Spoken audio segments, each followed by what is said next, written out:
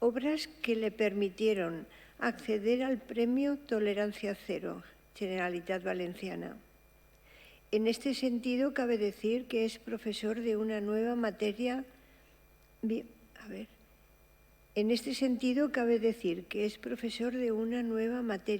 Violencia de género, proyecto interdisciplinar, única en el sistema educativo obligatorio. En el 2020 ha publicado sobre la transexualidad. Ahora, con el libro que tiene en sus manos, La tutoría afectiva, una propuesta desde la ética del cuidado. Comienza a explorar el mundo de la filosofía terapéutica aplicándola, en este caso, al contexto escolar. En la conferencia de hoy, Juan Carlos nos hablará sobre el fin del mundo, crisis ecológica, violencia y desigualdad. Cuando quieras, Juan Carlos. Moltes gràcies. Bona vesprada a totes i a tots. Un plaer per a mi estar ací un altre any. Sempre és un goig veure-vos i poder transmitir algunes de les meves idees i compartir experiències. És en castellà la meva conferència, però per cantar motors ha de ser via materna i això vol dir parlar en valencià. Abans de seguir, i encara que crec que no és especialment habitual, però sí que me naix del cor quan estava escrivint esta presentació meua, m'agradaria dedicar-li aquestes paraules a Joan Lledó, un bon amic i conegut per tots i totes, supose, que porta sempre en el cor i un poc el que jo soc també és gràcies a ell i no podia deixar de nomenar-lo així, que sé que el coneixeu i l'estimeu. Si en vez d'una horeta tinguera un minut, la meva xerrada seria la salvació del món serà femenina o no serà? Sereu les dones les que salveu el món o el món no té remei? I a més hi ha una data concreta per a que la fi del món comenci a deixar de ser una pregunta i passi a ser una frase enunciativa. 2050. Caminem cap a aquest límit temporal que ja molts científics han posat com a data d'una possible crisi mundial a tots els nivells. Per tant, hem d'estar molt alerta i els cristians tenim una especial responsabilitat en que això no passi. I a més tenim referents molt importants per a que això no passi. Des de Sant Francesc d'Assís fins a qualsevol dels sants que vulgueu pensar, perquè tots ells han sigut una lluita per la vida humana en termes generals. I ara me passe al castellà per a que no li peguen massa voltes. Todos y todas hemos oído hablar de la destrucción del planeta, de crisis ecológica, de necesidad de cambios en nuestro modo de vivir, en nuestros estilos de vida, pues la vida en la Tierra está seriamente cuestionada para las generaciones futuras. Es un derecho de las generaciones futuras encontrar la Tierra al menos tal conforme está en este momento y si podemos mejorarla, quizá todavía con más derecho. Y es responsabilidad nuestra que eso ocurra, como ciudadanos y ciudadanas, como personas, pero también como cristianos. Quizá más en el fondo hasta como cristianos y cristianas. El cambio climático, provocado por el ser humano, está a la base de este peligro y fatal desenlace.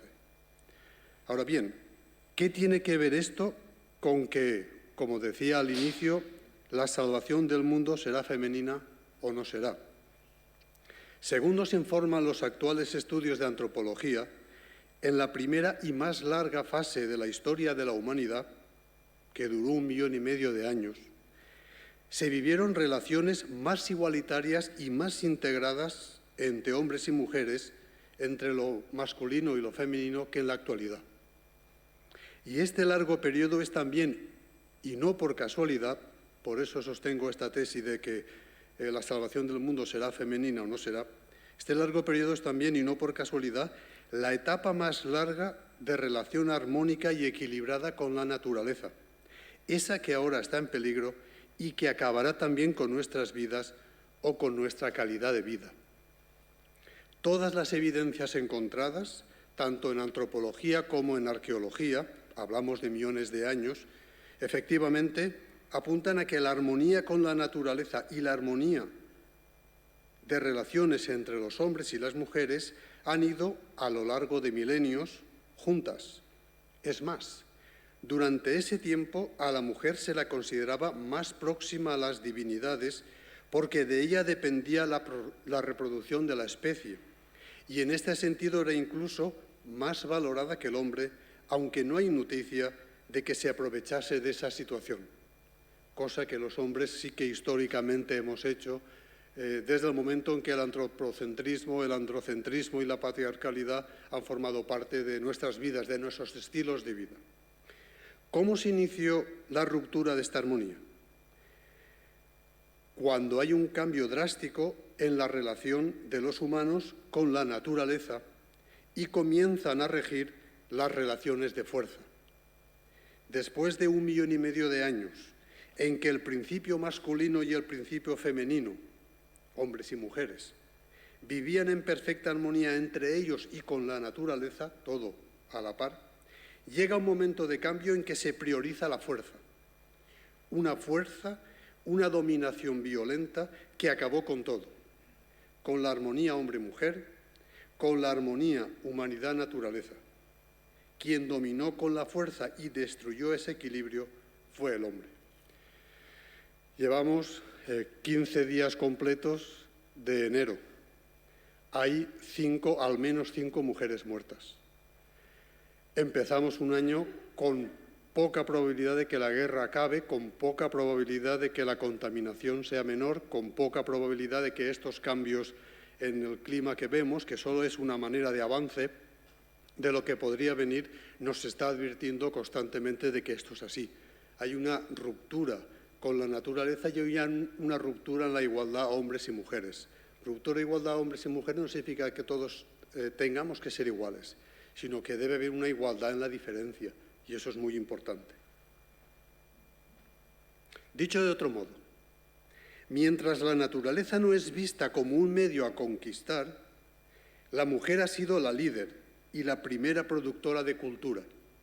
Las grandes culturas de las ciudades, desde el año 10.000 a.C. al menos, han sido matriarcales. Es el tiempo de las grandes diosas. Las mujeres ejercían la hegemonía política. Eran las responsables del bien común. No existía ni la patriarcalidad ni el androcentrismo, por tanto, tampoco la violencia sexista. Tantos miles de años con armonía entre los hombres y las mujeres y de los seres humanos con la naturaleza justifican que tengamos que volver la vista atrás para ver cómo podemos remontar esta situación en la que estamos. No para vivir como vivían entonces, sino para ver qué estilo de vida tenían y ver cómo reconstruimos el nuestro. Hacia el año 2000 a.C., ya todo cambia radicalmente. El patriarcado ha sustituido definitivamente al matriarcado, generando la base del androcentrismo, el hombre al centro, no el ser humano, sino el hombre, ese principio masculino, el de la fuerza. Aunque la causa sea todavía oscura, lo cierto es que en todas las culturas que dejan de ser matriarcales y pasan a ser patriarcales, descubrimos una constante, un factor común, el intento de dominar la naturaleza, no de convivir con la naturaleza, sino de dominarla, y ahí la cosa cambia.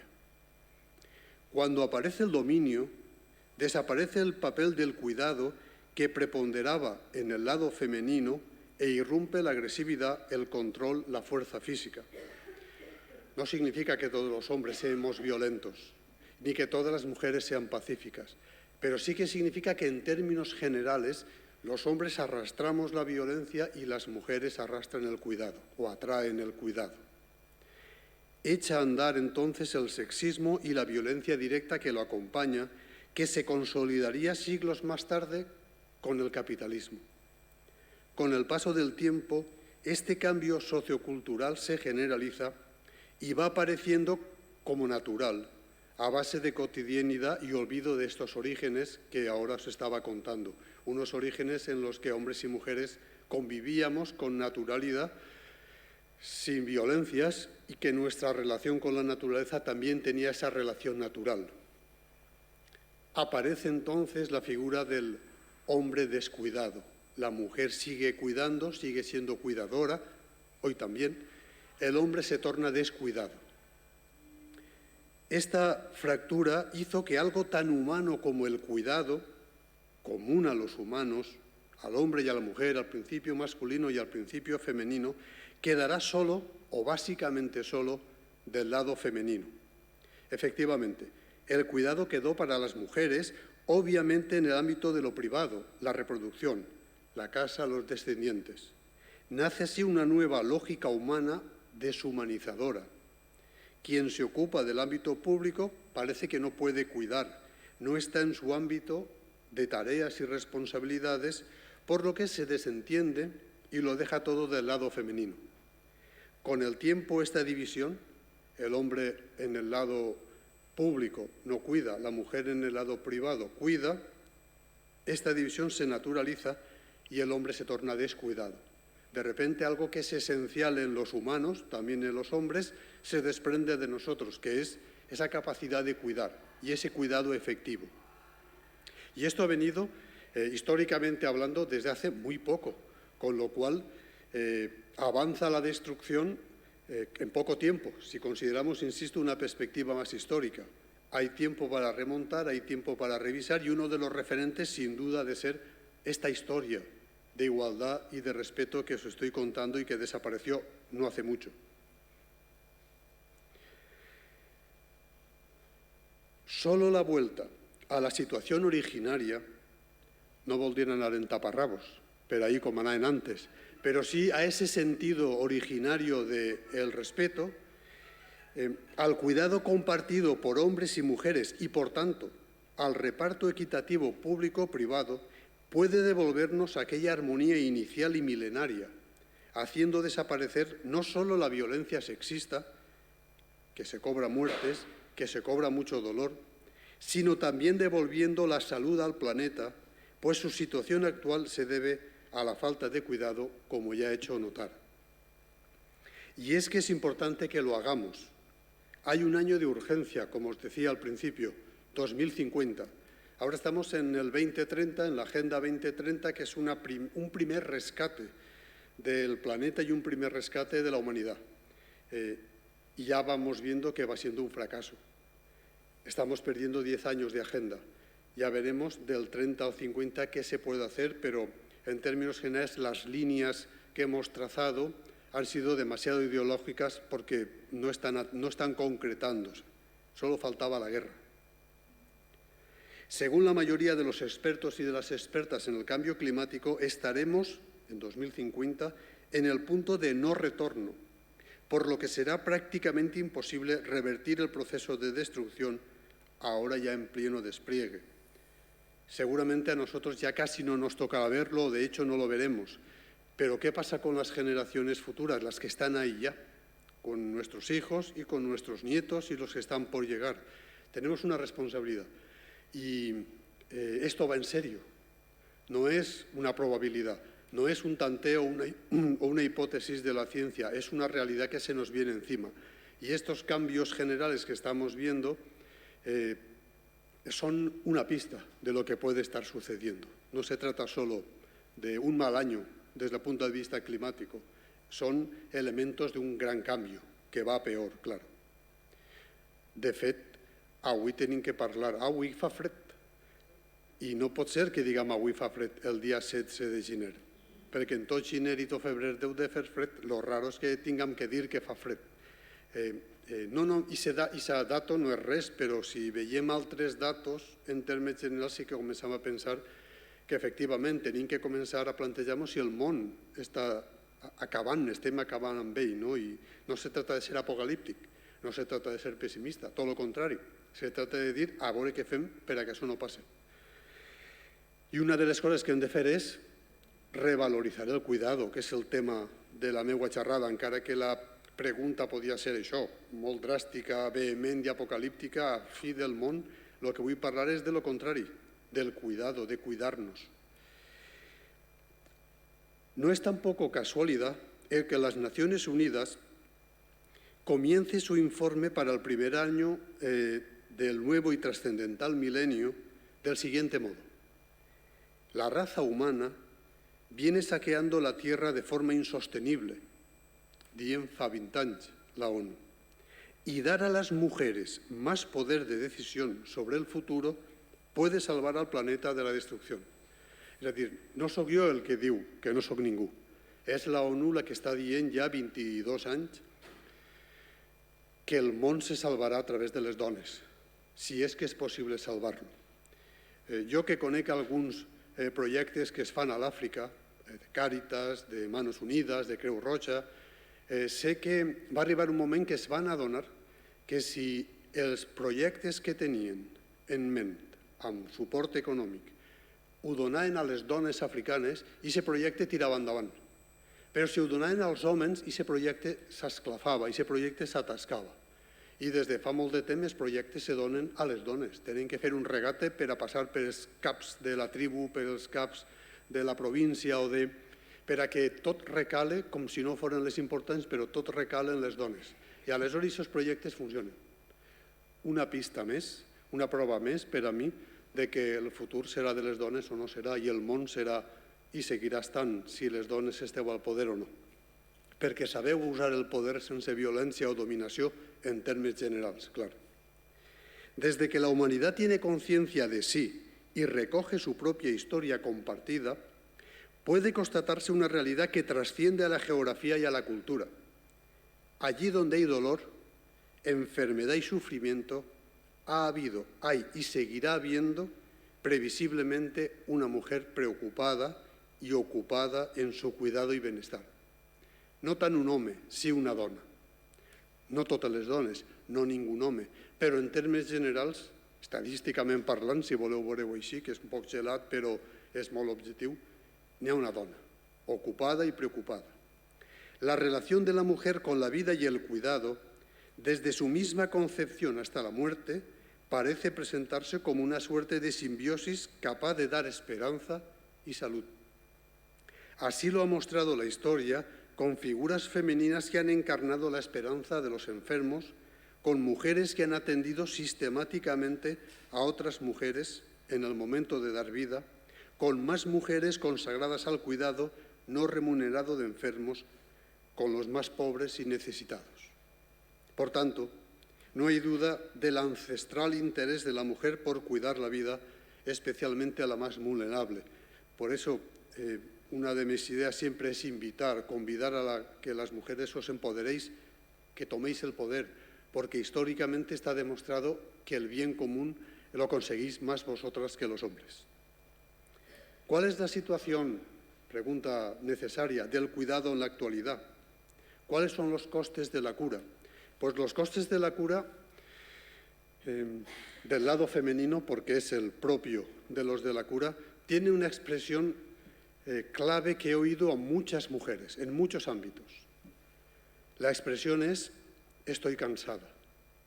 Es la expresión de muchas mujeres porque tienen una sobrecarga, en términos generales. De hecho, el 83,6%, perdonad que cifre tanto, pero para que veáis que son datos muy objetivos, el 83,6% de las personas cuidadoras primarias o principales son mujeres. El 73% de ellas no tienen una ocupación laboral remunerada. Estas mujeres sienten, según un informe de SM, Santa María, miedo y angustia, frustración, rabia y resignación. ¿Cuáles son los costes para estas mujeres? Son costes emocionales, costes de salud, costes en su vida afectiva y relacional, costes personales y también, aunque quizá menos subrayados por ellas, costes laborales y económicos. ¿Dónde están? ¿Dónde estamos los hombres? No estamos. No quiero decir que no esté algún hombre, claro que los hay, pero los hombres como agrupación, digámoslo así, como esa mitad de la humanidad, no estamos. Estamos en el poder, en las cotas de poder, en las pirámides, pero no estamos. Aquí nace la exigencia ética de pensar y repensar el cuidado. Y es a lo que nos vamos a dedicar en los próximos minutos, pensar el cuidado. Así pues, debemos pensar la cuestión del cuidado como instrumento clave para superar la grave crisis social y ecológica que estamos atravesando. Esto solo será posible mediante la configuración de un nuevo paradigma, de una nueva forma de situarnos ante el mundo, un paradigma de religación con la naturaleza. De ahí viene religión también. Religarnos con la naturaleza puede reportarnos volver a esa religación hombres y mujeres desde el respeto y no desde esa distinción público-privado que he hecho antes, que es la que nos lleva a la violencia. Una religación con la naturaleza que nos devuelva nuestro sentido de pertenencia a esta y de vínculo con todos sus elementos. Pero ¿cómo hacer esto posible? ¿Cómo dirigir nuestros pasos? Solemos considerar que es la razón lo que nos define a los humanos. Y eso es verdad, cierto. Pero no solo en su dimensión instrumental, la razón instrumental es la de medios fines, la de cómo conseguir beneficios, y así nos ha ido en los últimos siglos, porque así es como producimos una fractura entre nosotros mismos, hombres y mujeres, entre los humanos, y en nuestra relación con el mundo, que nos aleja de otras dimensiones también esencialmente humanas y humanizadoras. Se hace necesario atender también a una dimensión emocional, cordial, si queréis, con Adela Cortina, y espiritual de la misma razón. No solo una razón instrumental, sino también una razón cordial, emocional, espiritual. Así descubrimos el verdadero sentido del cuidado, precisamente como modo de ser esencial del ser humano, es decir, como formando parte de su esencia. Hombres y mujeres tenemos en nuestra esencia esa capacidad del cuidado, pero en términos generales los hombres la hemos dejado a un lado para ocuparnos de lo público, del beneficio, de los medios fines, relegando a la mayor parte de las mujeres al cuidado doméstico, al cuidado privado. Y eso es lo que ha hecho que el mundo eclosione como lo estamos viendo. En los 2 últimos siglos la brutalidad ha ido en aumento a pesar de todo. ¿Qué significa esto? Para explicarlo necesito recordaros las 3 dimensiones de la existencia humana, a saber, en primer lugar, una dimensión territorial y material, evidente. En segundo lugar, una dimensión espiritual y celestial. Ya veremos qué significan estos términos, pero aquí jugamos en casa y, por tanto, ya tenemos un referente claro. Y, en tercer lugar, una dimensión utópica, necesaria utopía siempre. Empecemos por la primera. La dimensión material y terrenal se definiría en la frase «somos tierra». Pero además de ser tierra, el ser humano es capaz de alejarse de ella y de pensar la tierra, de distanciarnos y de verla y pensar sobre ella, reflexionar sobre ella y sobre nuestro lugar en ella, sobre nuestro lugar en la tierra. ¿Qué lugar ocupamos en ella? Nos hemos hecho los dueños y, sin embargo, somos los que menos tiempo estamos en la tierra. Nietzsche tiene un opúsculo muy bonito titulado Sobre verdad y mentira en sentido extramoral y empieza diciendo: durante millones de años el universo no ha tenido al ser humano. Después, durante unos minutos, ha tenido al ser humano. Este ha desaparecido y el universo ha seguido otros millones de años. ¿Quién nos creemos que somos los humanos? Nos ha situado Nietzsche muy bien. Y Nietzsche es uno de los creyentes más extraordinarios, y la palabra extraordinaria, tomarla en serio, que conozco, a pesar de su Dios ha muerto. Cuando Nietzsche habla del Dios ha muerto, habla de la razón. Lo que pasa es que después hay otras lecturas de Nietzsche que digamos que las encaran desde el Dios ha muerto como si fuese un Dios personal o un Dios. No es verdad. Esta dimensión de somos tierra y de pensar la tierra, esta dimensión se reflejaría en nuestro sentimiento de formar parte de una compleja comunidad constituida no solo por otros seres humanos, sino también por el resto de animales y de seres vivos. Y ahí el paradigma es Francisco de Asís. Lo tenemos muy fácil, tenemos un referente claro para poder sostener somos tierra, podemos pensar la tierra y no estamos solos en ese sentido. En segundo lugar, la dimensión espiritual, entendida como la trascendencia del ser humano, es decir, su deseo, nuestro deseo, de ir más allá de nuestros propios límites, de lo que se reflejaría en su impulso constante por abrir nuevos horizontes. El reto inicial estaría en encontrar un equilibrio entre las 2 dimensiones, ser tierra, respetar la tierra e ir más allá de lo que tenemos. Precisamente por ello y para ello necesitamos la tercera dimensión, que es la dimensión utópica. La utopía es la forma en la que se concilian, como os decía, las dos dimensiones anteriores. Somos tierra, somos trascendentes. El avance de la historia hacia una mejor existencia humana siempre ha necesitado de la utopía, siempre. El utópico por referencia es Jesucristo, eso es clarísimo. Pero al hablar de utopía, se hace tan necesario un elemento más básico del ser humano,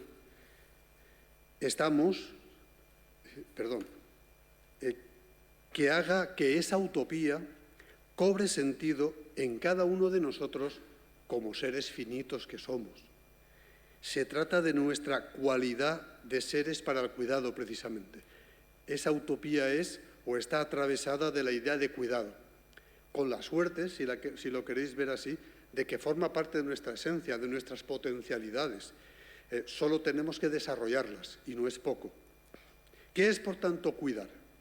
Si es clave en la resolución de la situación en la que estamos, si es algo que los cristianos y en general las personas de bien tenemos que empoderar y sacar hacia adelante, ¿qué es cuidar?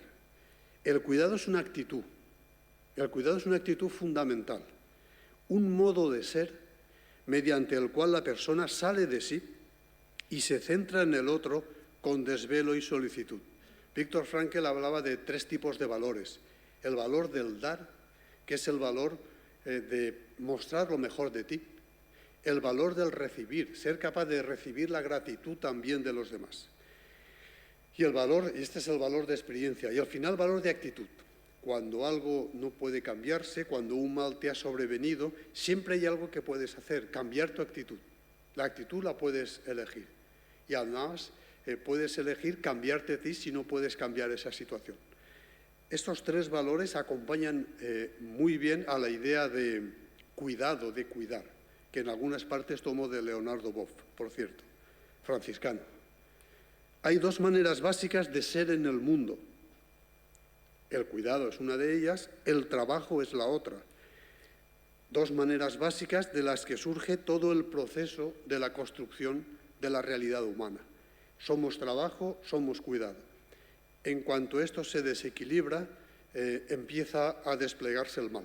El mal entre las personas, el mal entre hombre y mujer, lo femenino y lo masculino, y el mal ecológico y todo lo que ello conlleva.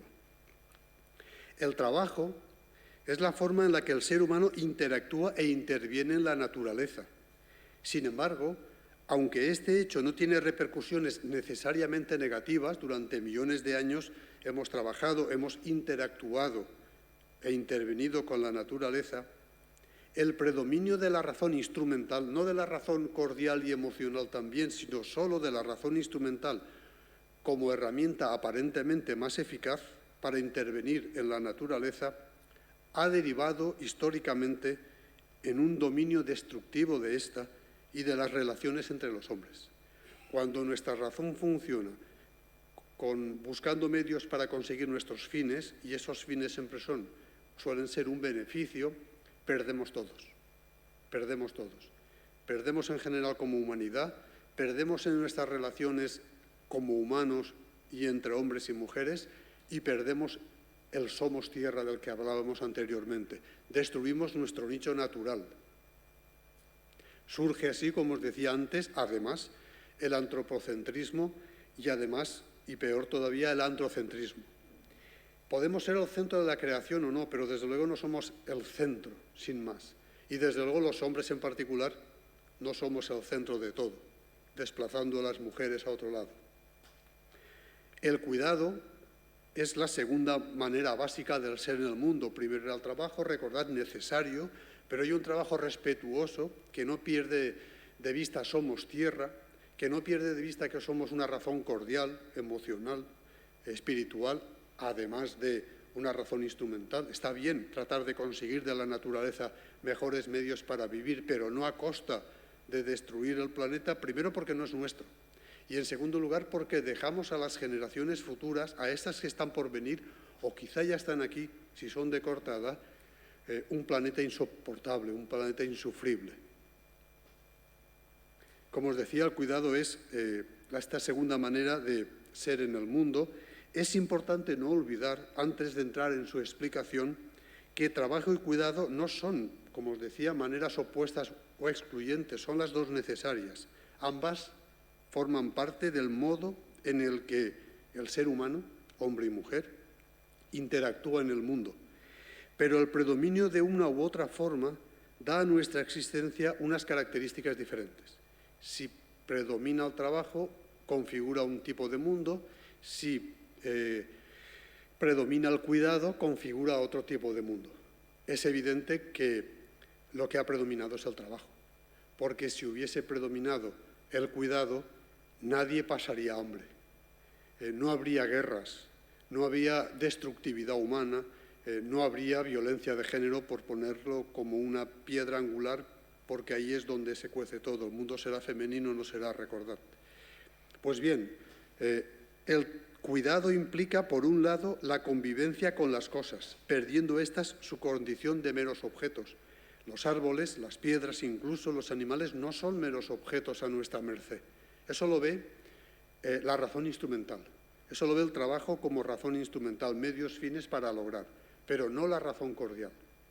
La razón cordial es la de Francisco de Asís. Así, mediante el cuidado, recuperamos el valor intrínseco de las cosas, de cada cosa, desapareciendo su valor utilitarista, de beneficios, y haciendo así posible el surgimiento de la alteridad, el respeto o la reciprocidad. Si yo me detengo a valorar el currículum de secundaria, de la ESO y de bachillerato, donde de una forma muy importante se forma la generación que va a hacer que este planeta siga funcionando o no, fundamentalmente los contenidos están direccionados al trabajo y a esa razón instrumental, medios fines, no al cuidado. No hay asignaturas que tomen en serio el cuidado, no hay asignatura que se pregunte cómo cuidarnos a través de estos contenidos. No las hay. Ni siquiera en mi materia, que es filosofía. Yo lo hago porque creo que es fundamental, pero en términos generales no existe. Esta mañana les preguntaba a mis alumnos, desde que estáis en primaria hasta ahora, alumnos de primero bachillerato, ¿cuántas veces habéis estudiado los derechos humanos, la Declaración de los Derechos Humanos? Nunca. No está incluida en los temarios. Como una referencia, sí, en alguna clase de historia, en alguna clase de valores éticos o de religión, pero desconocían cuántos artículos y cuáles eran. Y desconocían que en el preámbulo exige la ONU que en todos los currículums o todos los países se encarguen de que en el sistema educativo se conozcan. Pero conocerlos no es memorizarlos para un examen, conocerlos es llevarlos a la práctica. Pues eso no se hace. Yo llevo ya 30 años. Yo hablo en clase de los derechos humanos y los trabajamos mucho. Hace un momento decía, en 2 meses nos vamos a Berlín para seguir las huellas del nazismo, donde se ve de una forma clara una contra a los derechos humanos. Pero no se trabaja en términos generales, no se trabaja como debiéramos. Y por tanto esa razón cordial, espiritual, y ese lado del ser humano como cuidado y no como trabajo sin más, no se está cultivando. Y así, por más Agenda 2030 o por más advertencia, año 2050, no hay marcha atrás, no se va a modificar sustancialmente. Hoy por hoy nos encontramos en una situación de desequilibrio entre estas dos dimensiones, como os decía, siendo el modo de ser trabajo el que predomina. Y trabajo brutal en muchas situaciones. No hay más que mirar cómo muchos de los inmigrantes y no inmigrantes y en qué condiciones laborales están. No hay más que mirar esto. Pero ya no solo eso, sino que lo que hace bajo la forma de trabajo dominador y explotador, hecho que se acentuó fundamentalmente a partir del siglo XVIII, va en crecimiento, si no exponencial, como mínimo aritmético. Por ello, se hace necesario que recuperemos el cuidado, para lo cual es imprescindible que el ser humano se vuelva sobre sí mismo, interiorice, cuidamos el interior, nuestra espiritualidad interior. Y no hace falta hablar de religión ni de teoría, ni de teología. Todos tenemos una espiritualidad, incluso los ateos la tienen, y no es necesario aclarar mucho estos términos, porque en filosofía se puede hablar de espíritu y de espiritualidad incluso desde un punto de vista ateo. Y volver sobre nosotros mismos supone revisar esas definiciones que tratan de explicar cuál es nuestra esencia, qué es lo que nos caracteriza. Aquí apelamos no solo al logos o a la razón, que recordad podía ser instrumental, aunque también cordial, sino a los lazos afectivos, que son aquellos que nos hacen capaces de hacer, tanto a personas como a situaciones, portadoras de valor. Si nuestros lazos afectivos de verdad los cultivásemos en las familias, en la calle, en las propias aulas, es evidente, descubriríamos el valor de las cosas, descubriríamos que las cosas, que los seres, somos portadores de valor, de valores. Y solo cuando esto ocurra, nos sentiremos responsables de ellas. Cuando no ves un valor en una cosa, no le das importancia, no tienes responsabilidad sobre ella.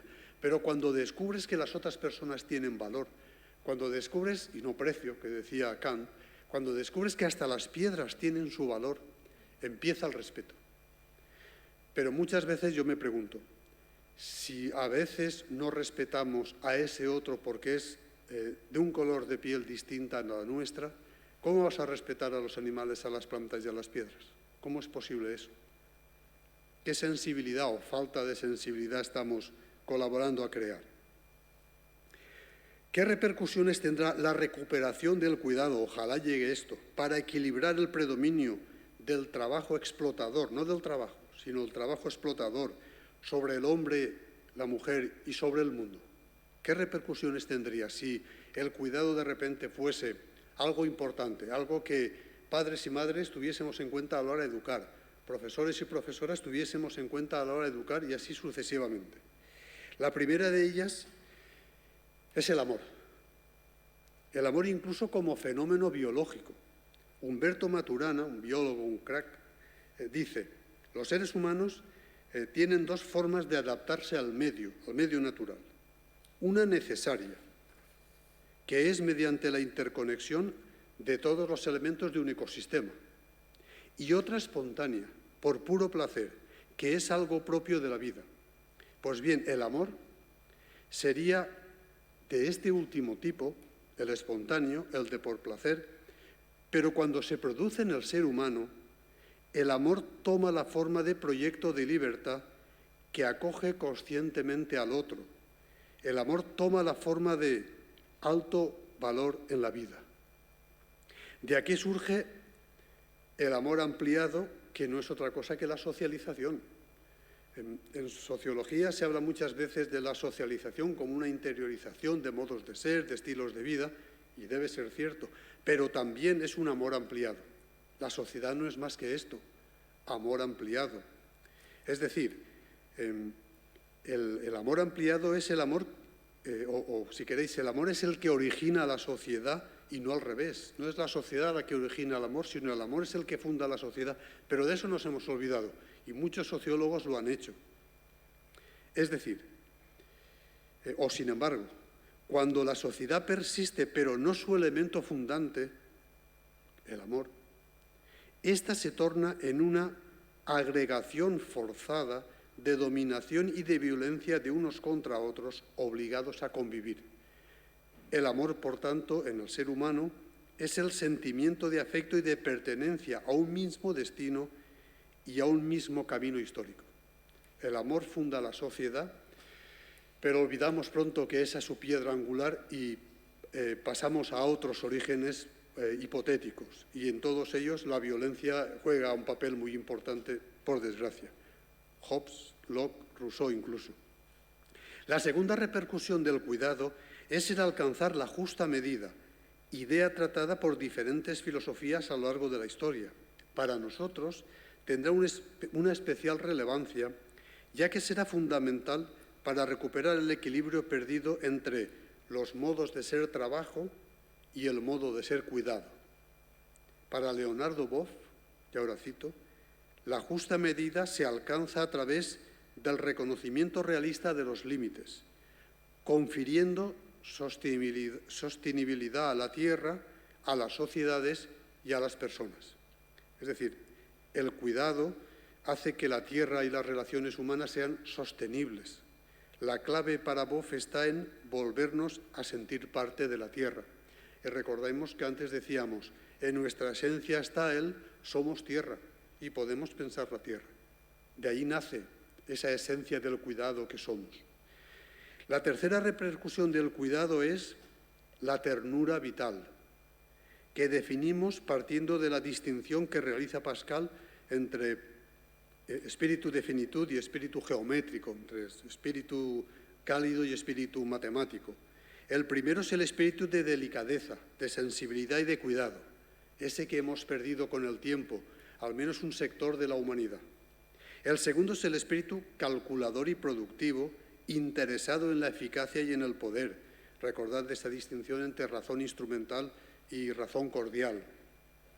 A partir de aquí, la ternura será definida como el afecto que brindamos a las personas y el cuidado que aplicamos a las situaciones existenciales. Se manifiesta como inteligencia que intuye, que ve hasta lo profundo y establece comunión. Es el cuidado sin obsesión, es el cuidado natural, es la ternura vital que todos tenemos, pero que hoy en día hay demasiados obstáculos para que la podamos sacar afuera, para que la podamos potenciar. Entre estos obstáculos, ser tierno hoy en día, especialmente entre los hombres, aunque no entre todos los hombres, todos y cada uno de ellos, es algo como vergonzoso, como de debilidad o de vulnerabilidad. Lo veo mucho entre los chicos y las chicas. Esa ternura parece que cae del lado femenino y del masculino cuando cae del lado humano. Pero eso lo tenemos bastante perdido. La cuarta consecuencia es la caricia esencial, que debemos de distinguir de la caricia como excitación, que es la que predomina, lamentablemente. La importancia de la caricia esencial estriba en que exige total altruismo, respeto por el otro o la otra, y renuncia a cualquier otra intención que no sea la de la experiencia de amar. De ahí la importancia otorgada a este gesto mismo por médicos y psicólogos y psicólogas para la crianza de un niño en equilibrio y seguro de sí mismo, el cariño, la caricia, ¿sí? La caricia que muchas madres dan y muchos padres dan, pero con insuficiencia, y la caricia que desaparece muy rápidamente y que no está en otros ámbitos ya, lamentablemente. Hasta dar un abrazo cuesta a veces cuando no es en el ámbito familiar o de mucha intimidad. En quinto lugar, la amabilidad fundamental, que es la capacidad del ser humano por captar el valor intrínseco de las cosas, la capacidad de amar, ¿no? Eso es amabilidad. Al captar el valor intrínseco de las cosas, de todas las cosas, de las personas, por supuesto, pero también de los animales, a lo Francisco de Asís, volviéndolas así significativas para nosotros y susceptibles de nuestro cuidado. Todas las cosas que valoramos las solemos cuidar. Las cosas que no valoramos o en las que no encontramos valor, y todas las tienen, no las cuidamos. Y al tiempo nos enriquecen y nos transforman, nos llevan a mejor. La sexta repercusión del cuidado es la convivencialidad, concepto del pensador Iván Illich, que lo usará para dar respuesta a la crisis producida en nuestro sistema económico y productivo y a la crisis ecológica fruto de esta crisis económica. Esta convivencialidad, esta capacidad de convivencia, supone precisamente la capacidad de mantener el equilibrio entre la sociedad y la naturaleza. Eso que durante tantos miles de años hemos tenido y que en los últimos siglos hemos perdido, y en muy poco tiempo el deterioro ha sido terrible. Y no sabemos qué ha sido primero, si el deterioro relación ser humano-naturaleza o el deterioro relación hombres-mujeres, mujeres-hombres. Esta convivencialidad, como os decía, supone la capacidad de mantener el equilibrio entre la sociedad y la naturaleza, reforzando nuestro sentido de pertenencia a la naturaleza, adoptando actitudes de autolimitación, saber la sostenibilidad de la que hablábamos antes, cuándo tenemos que parar, dónde están los límites en nuestras relaciones humanas y en nuestras relaciones con lo otro que es la naturaleza, garantizando el atender las necesidades humanas y conviviendo en el respeto con el resto de seres vivos. Hay muchas tradiciones, incluso de culturas primitivas actuales, que siguen en ese respeto con la naturaleza. Quizá hayan descubierto menos otras cosas que nosotros, pero desde luego no han perdido ese arraigo y esa convivencia entre ellos y con la naturaleza. Nosotros la hemos perdido, pero la podemos recuperar por una cosa muy sencilla. Estamos preparados para ello. En nosotros sigue viviendo aquel primitivo y aquella primitiva y podemos volver, no a vivir en taparrabos, con vos día, pero sí a ese estilo de vida respetuoso con la naturaleza. De otro modo, seguro, porque ya somos muchos más y porque el mundo ha cambiado mucho, el mundo humano y el mundo material y natural, pero podemos, desde esa inspiración de Somos Tierra, volver al respeto con la naturaleza. Por último, la compasión radical, como una aportación del budismo, especialmente del budismo, aunque el cristianismo también sabe mucho de eso, pero el budismo, digamos que lo ha subrayado mucho más, que consistiría en la capacidad de compartir la pasión del otro y con el otro. Eso es compasión, compartir la pasión. Se trata de salir del propio círculo y entrar en la galaxia del otro en cuanto otro, para sufrir con él, alegrarse con él, caminar junto a él y construir la vida en sinergia con él. Muchas veces nos definen la empatía como la capacidad para ponerse en el lugar del otro. Eso no es verdad. No te puedes poner ni física ni metafísicamente en el lugar del otro. La empatía es la capacidad de preguntarle al otro cuál es su lugar, para que él te lo cuente. Y entonces detectas cuál es ese lugar desde el respeto. Y ahí sí que puede haber una comunión y una compasión, una pasión compartida. Todo esto supondría, en primer lugar, un rechazo de toda violencia, es evidente, y en segundo lugar, atender primero al que más sufre. Mirad, sí cambiaría nuestro mundo en cuanto sacásemos de nosotros mismos y de nosotras mismas esa capacidad de cuidado que todos tenemos, pero la mayoría, especialmente los hombres, atrofiada. Después de ver estas 7 u 8 repercusiones que traería reforzar la dimensión del cuidado en los hombres y las mujeres, vamos a ver en qué se concretaría este modo de ser en el mundo, el modo de ser cuidado, el modo de ser no trabajo, sino el modo de ser ese gesto de cuidado. En primer lugar, ¿en qué se traduciría? En primer lugar, el cuidado de nuestro... En primer lugar, pero no más importante, simplemente en primer lugar, el cuidado de nuestro planeta, lo que requeriría una alfabetización ecológica y una revisión profunda de nuestros hábitos de consumo. Esto es absolutamente necesario. En mi instituto han puesto cajas para papel, para orgànica, para no sé cuántos. Està tot fet un lío, tot està mesclat. Ni siquiera en un institut on s'explica una cosa tan senzilla com és on va el paper o cartó, on va l'orgànic, on va el plàstic, ni siquiera n'hi ha consciència ni se sap a vegades, no sabem en quina paperera tirar-ho. I això és el mínim. Imagineu, quant de desviats estem en el sistema educatiu, per exemple, y en las familias, muy probablemente. En primer lugar, el cuidado del planeta, por tanto. En segundo lugar, el cuidado del propio nicho ecológico, es decir, el cuidado a nivel local, que es una deriva de esta primera repercusión, para lo cual se necesita que cada persona y el grupo en el que habite se descubran como parte del ecosistema local en el que están inmersos, tanto en su dimensión natural como cultural. Lo global y lo local, sí, esa doble dimensión de la que muchas veces habremos oído hablar. Nos preocupamos de la tierra, somos tierra, pero empecemos por nuestro ámbito, que es lo más sencillo, lo más directo, lo que probablemente más a mano y más fácil de descubrir su valor tenemos. En tercer lugar, como una de estas concreciones de las características del cuidado. En tercer lugar, tendríamos el cuidado de una sociedad sostenible, que tomaría tres vertientes. La primera, producir lo suficiente para sus miembros, pero, segundo, tomando solo aquello que pueda ser repuesto. Y, en tercer lugar, con un sentido de solidaridad intergeneracional para los seres vivos del futuro.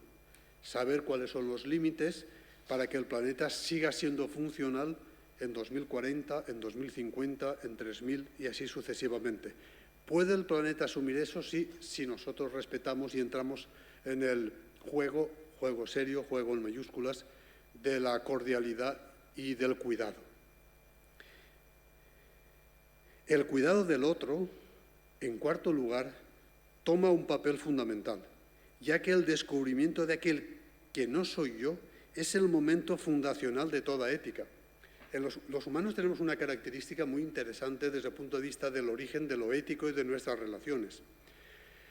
Primero no nos conocemos, cuando somos bebés a nosotros, conocemos al otro, conocemos a la otra.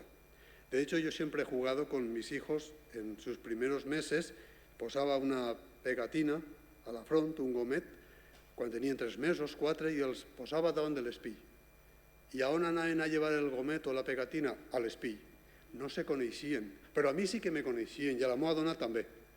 A partir del mes 8, dalt o baix, quan poses a un xiquet en un gomet, no va a l'espill, ja se coneix, i fa aixina i se lleva. Dic, tu de què vas, papà? Quasi en la miradeta, sí?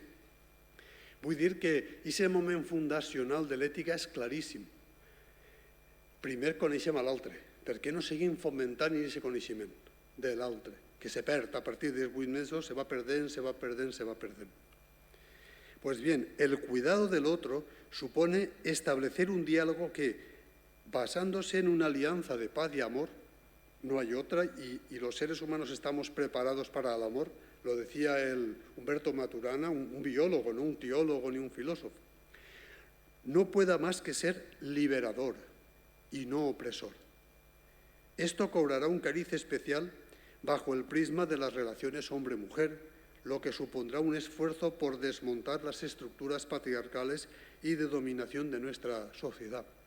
Y de paso, nos liberará de ese lastre a los hombres y aparecerá el cuidado en hombres y mujeres, en mujeres y hombres. El cuidado de los pobres, oprimidos y excluidos, en quinto lugar, supondrá, lejos de un paternalismo asistencialista, que es un parche, eso lo sabemos, una toma de conciencia que lleve a la superación de la explotación del ser humano y la expoliación de la tierra, porque van a la par, la explotación del ser humano, la expoliación de la tierra. ¿Por qué? Porque no vemos en el otro ser humano, porque no vemos en la tierra sus valores, el valor, vemos los beneficios y así explotamos a los otros humanos, a los inmigrantes, a los vulnerables y así explotamos la tierra. Lo que conlleva o conllevaría el cuidado por la dignidad humana, por la dignidad de la vida, no solo la humana, que es una de las palabras claves que aparece en el preámbulo de la Declaración de los Derechos Humanos de 1948, hace mucho tiempo ya. Dignidad de la vida que solo puede partir de un sentimiento de amor y solidaridad con los que se encuentran excluidos, oprimidos o en situación de pobreza.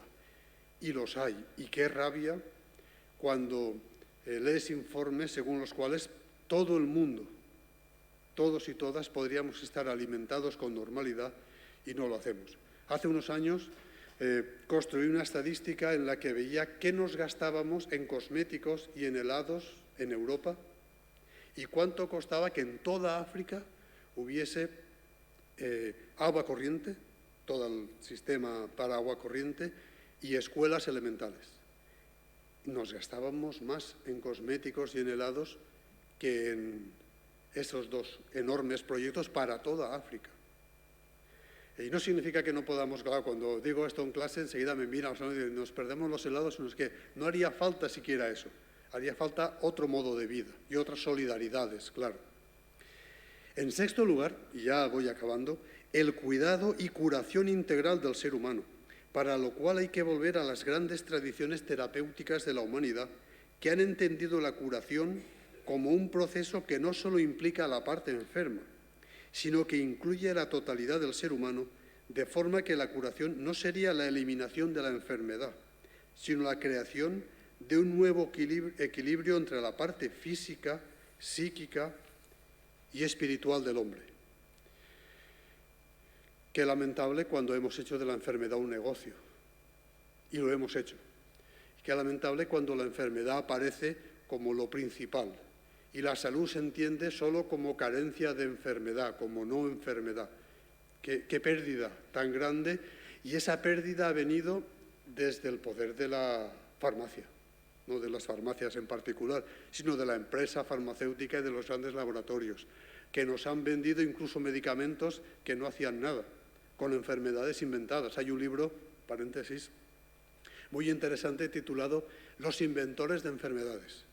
Un periodista alemán hace un recorrido por toda la medicación inventada en un proceso extraordinario, porque lo lógico es, aparece una enfermedad, hay una investigación, aparece un medicamento. Pero en este libro se descubre que también a veces se descubre un principio básico en química que no sabemos muy bien para qué sirve, nos inventamos una enfermedad y después realizamos una investigación. Y se paga catedráticos para que promuevan una especie de enfermedad, ¿sí? En Alemania se vendieron 2 millones de no recuerdo qué producto para no sé qué enfermedad que se conocía como popularmente enfermedad de Sisi, que con el tiempo se ha descubierto que no existe. Así, por ejemplo, el cuidado de nuestro cuerpo en la salud y en la enfermedad conlleva una dimensión de la salud alejada de la mera ausencia de enfermedad. La salud no es un estado, sino que es un proceso permanente de búsqueda de equilibrio dinámico de todos los factores que componen la vida humana. En séptimo lugar, y ya voy acabando de verdad, el cuidado de nuestro espíritu. Poseemos espíritu porque el ser humano es capaz de sentirse parte del universo y conectado con él. 2 pruebas para mostrarlo.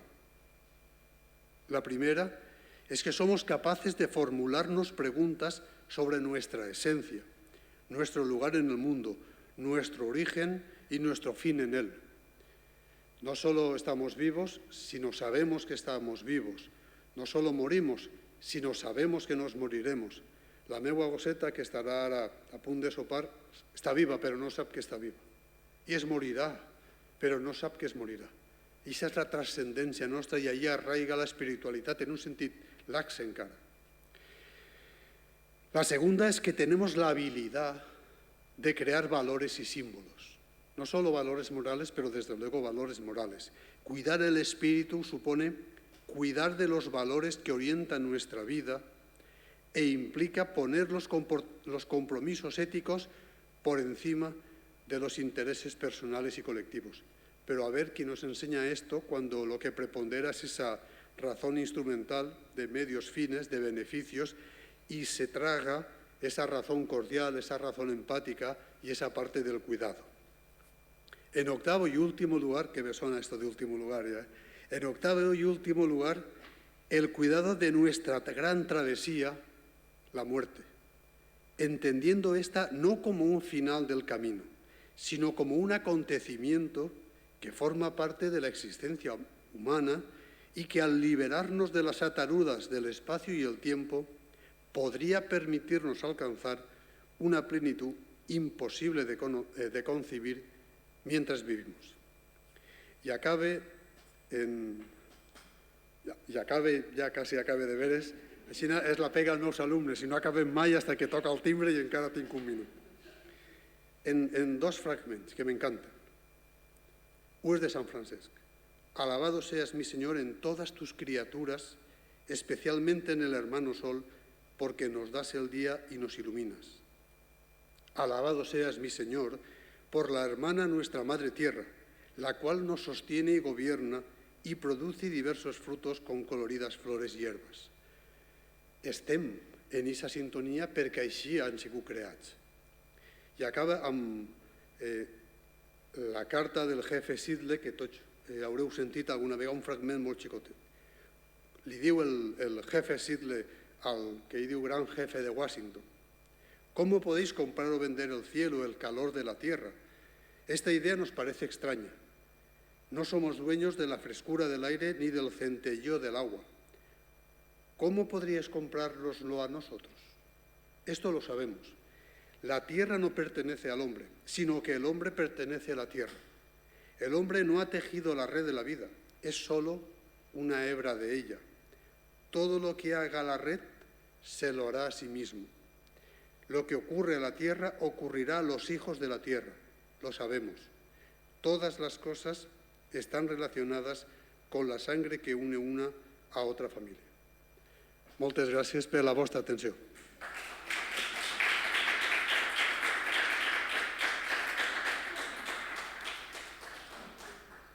I no sé si queda temps per alguna pregunta, aclaració. Queda un poquet? Pues si teniu alguna pregunta o aclaració, sempre les faig llargues perquè no me pregunteu, però és broma, és broma. Tot el que vulgueu. Què ben m'he explicat? Que no teniu... Ah, menos mal, menos mal.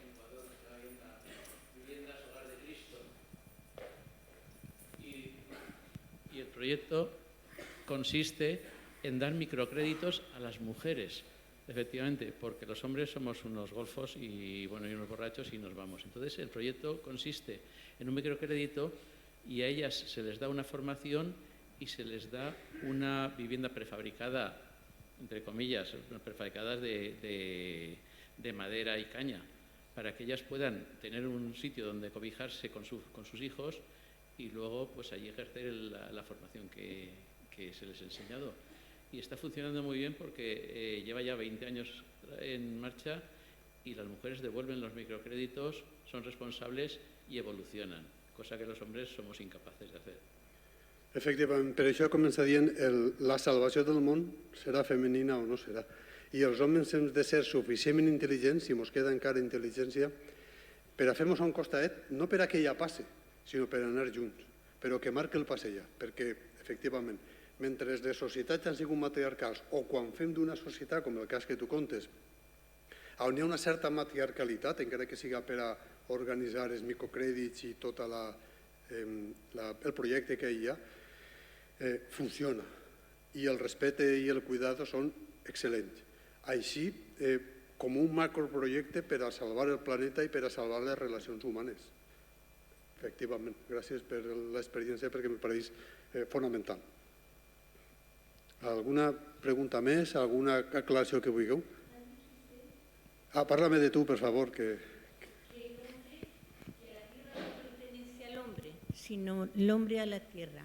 Pues para no pertenecernos nos hemos adueñado muy mucho, ¿no? Y además de mala manera.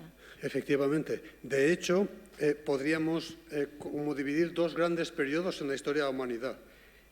Hasta que hemos pertenecido a la Tierra y nos lo hemos creído y hemos vivido en conveniencia con ella, y desde el momento en que hemos creído que la Tierra nos pertenecía. Y ahí ha venido la explotación, ahí ha venido el declive y ahí ha venido la violencia o el poder en forma de violencia y manipulación, sobre todo del lado masculino, pues es el que tenía la fuerza física, no la fuerza de la convicción, de la ternura y del cuidado.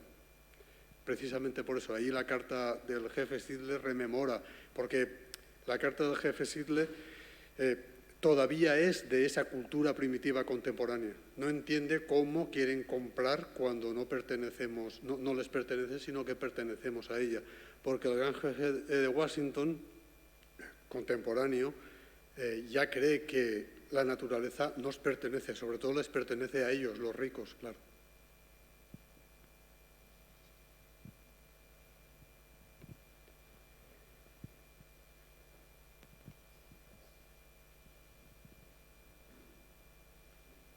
¿Alguna Quizá hay otro comentario pequeño. Yo creo que es que lo fundamental es que habría que cambiar la educación que estamos dando a los jóvenes.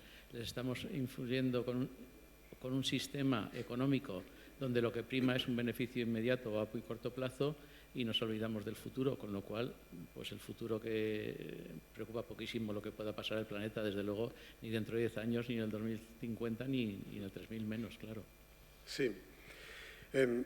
Como si no empezamos a implementar valores en todas las materias del sistema educativo, también obviamente en las familias, ¿no? Pero el sistema educativo es más controlable, las familias son más difíciles de controlar porque a ver quién entra en la casa de... Pero el sistema educativo es más controlable.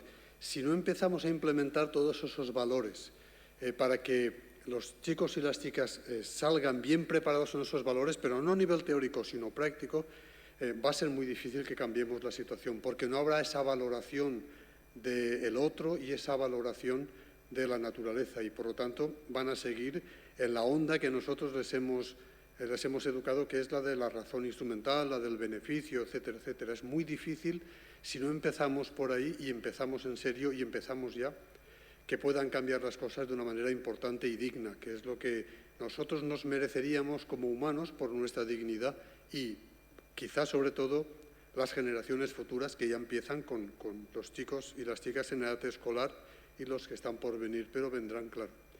Y es una verdadera lástima. De todos modos, tampoco ellos, los chicos y las chicas de ahora, pueden hacer mucho, porque no les abrimos caminos, deberíamos ser nosotros. Aunque no venga mucho a cuento, tiene sí un pequeño enlace. Hoy les contaba a mis alumnos de cuarto que vienen elecciones en mayo y van a hacer grupos y cada uno de estos grupos va a entrevistar a un candidato dels que se presenten a la vall, al meu poble. Una de les preguntes que tenen que fer-los, anem a pactar 10 preguntes que tots faran i després hi ha preguntes lliures. Una de les 10 preguntes és alternatives a l'oci per a la joventut en la vall. Perquè avui en dia la joventut en la vall, l'alternativa que té a l'oci és ninguna que no siga les discoteques que estan allà a les afores. I no és que vaig en contra de les discoteques, que me pareixen bé també, però només discoteques, només això, és que en la vall 33.000 habitants. No tenim cine, no tenim bolera, no tenim organitzacions no governamentals del tipus que siga que puguen fomentar dissabtes de vesprà, festius i no sé què. No tenim un institut on pugui haver un conjunt de música que ahir vaig anar a sopar de pa i porta i n'esga música que no sé què. No n'hi ha res d'això. O vas a la discoteca o te quedes en casa ben sèries. Això és terrible. Això és terrible.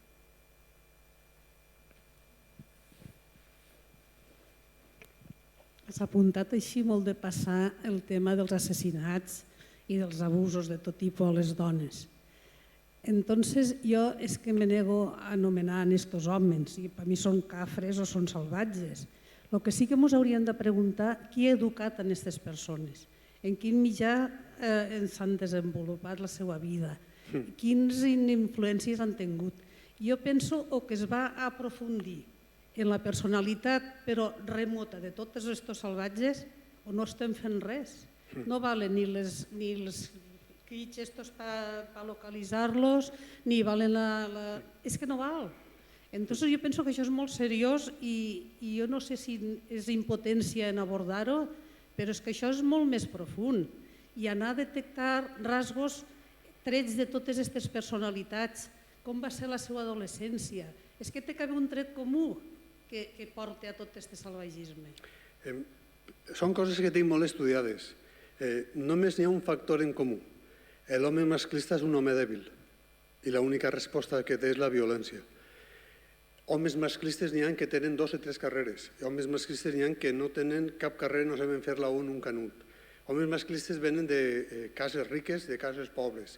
Venen de cases saludables i de cases insalubles. No n'hi ha un perfil. Però vaig a dir una cosa. Tots els homes, jo també, som sexistes, tots. Per què? Perquè hem nascut en una societat androcèntrica que ens ensenya d'una forma inconscient, com el calabobos, quan plou que penses que no te xopes i al final te xopes i molt, i te constipes a més, ens ensenya que els que predominem som els homes i els secundaris o secundaris són les dones. I on us ensenya això?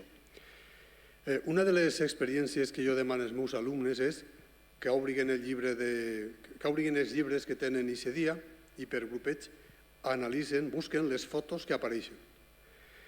N'hi ha pràcticament 10 vegades més fotos d'homes que de dones en els seus llibres de text. Què està absorbint el xic? Que l'home és l'important. Què absorbeix la xica? Que l'home és l'important i que no n'hi ha dones importants.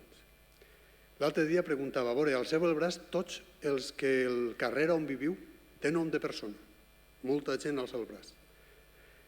Ara, baixeu el braç tots aquells que el carrer siga d'home. Doncs si n'hi ha 15 braços alçats, van baixar els 15 braços. Tots els carrers dels meus alumnes tenen nom d'home. De fet, ho he estudiat en la Vall.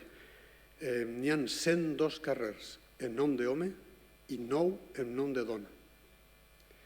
Si a això li sumem que si vas al Conservatori de Música on han anat els meus fills, quan estem esperant per entrar als audiactes i fer les audicions, allí n'hi ha un muntó de fotografies de músics extraordinaris. No n'hi ha ni una dona. Bueno, ara sí, perquè vaig fer un escrit, una reclamació al director, no a la directora, i al final han aparegut unes quantes dones allí. Resulta que n'hi ha dones que també saben de música, colló. Però n'hi havia una trentena de fotografies de Mozart i companyia, i fins a l'actualitat, homes. Ara n'hi ha 7 o 8 dones. A més, quan parlem de Mozart, de qui parlem? De Wolfgang Amadeus Mozart. Però no sabem que tenia una germana que era tan virtuosa com ell. Però la història l'ha escatimar. I així n'hi ha un munt d'exemples que per separat no són res, o quasi res. Però quan els juntem, veiem una espècie de clima, d'ecosistema, de nítxol, on ens hem criat i on l'home predomina i la dona queda en un segon plano sempre. Recordo ara un llibre d'economia de primer de batxillerat, 2 fotos al mateix nivell. En una n'hi havia un home treballant en un almacén, en un bouet, carregant no sé què, i en l'altra una dona que anava de compres. I aquesta és la imatge. En els llibres de text no pot haver això. Pareix una fava, però si sumes tot això i altres sexismes, que no vos compte per no allargar-me, però que són d'eixa índole, al final estem criant xiquets que s'empoderen perquè veuen que el món és per ells i xiquetes que veuen que el món és dels homes i no d'elles. Un últim exemple. Any 2016, tots els premis Nobel homes. Any 2022, si no recorde mal, 2 dones premi Nobel i la resta homes. I als meus alumnes es planteja una de 2. O les dones a partir dels 30 anys s'atrofieu i ja intel·lectualment no valeu res, o així està passant algo exterior al propi cervell i intel·ligència de les dones. I ahir comencem a buscar quin pot ser el motiu per el que les xiques treuen més bones notes en selectivitat, van per davant, però quan arriben al final n'hi ha més homes que dones, que és a l'elit de la investigació, dona igual que siga científica, que literària, que què està passant? Pues que n'hi ha molts obstacles pel camí que fan que els homes arriben i estan incentivats i les dones no arriben. En el meu poble n'hi ha 4 instituts. 3 tenen nom d'home. Un, que és el meu, no té nom de dona, tampoc té nom d'home. Quina llàstima haver posat de dona, vaig arribar-hi un poc tard. 4. Quan vaig fer el seu estudi, que ara ja no sé com està, en les 12 escoles, la majoria de les quals en nom d'home, tenia la majoria directors homes, quan la majoria dels mestres allà eren dones. Com és possible que en una escola, pensen en una en particular, Ausiàs Marcs de nom, per tant nom d'home, que eren una vintena de professors, mestres, homes, dones, n'hi ha 4 homes, la resta dones, 16 dones. Entre els 4 homes teníem 3 en l'equip directiu, el director, el secretari i el cap d'estudis. Què passa? Que les dones no valeu per a ser directores, no valeu per a dirigir, no valeu per a ser cap d'estudis. Clar que n'hi ha dones directores i cap d'estudis, però no massa.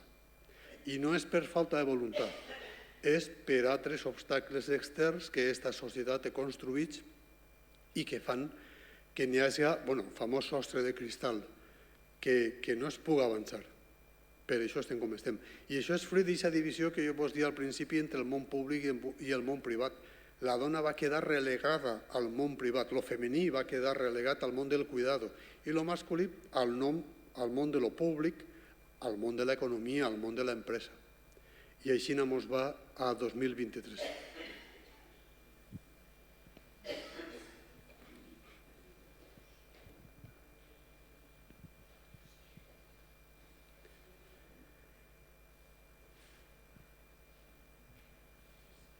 Bueno, anem a sopar.